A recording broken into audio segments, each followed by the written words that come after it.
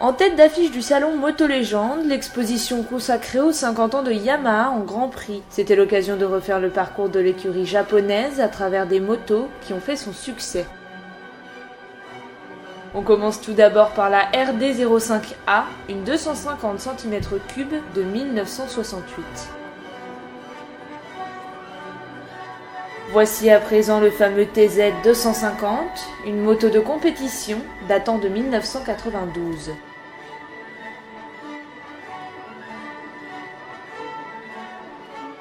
On ne fera pas la présentation de cette moto mythique, la Yamaha 250 cm3 avec laquelle Christian Sarron a été sacré champion du monde de vitesse en 1984.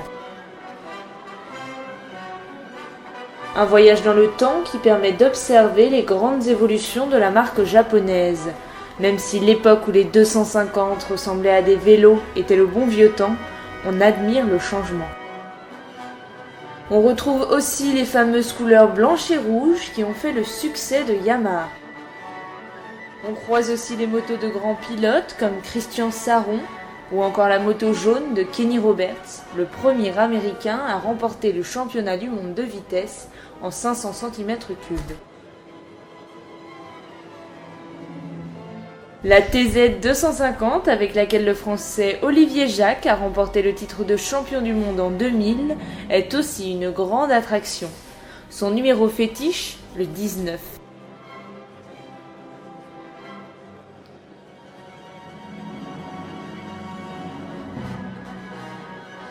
Cette année, pour fêter ses 50 ans en Grand Prix, Yamaha est retourné à ses origines en retrouvant le rouge et blanc de ses années glorieuses. Les fameuses R1 et FZ8 retrouvent une nouvelle jeunesse et font simplement rêver.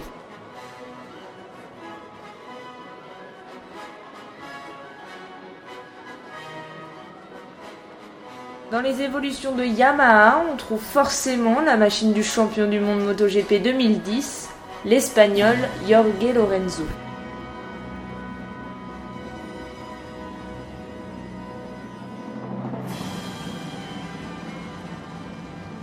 Mais Yamaha s'illustre aussi dans les compétitions d'endurance. Le team français GMT 94 avec son célèbre team manager Christophe Guyot fait ses preuves à bord d'une Yamaha R1.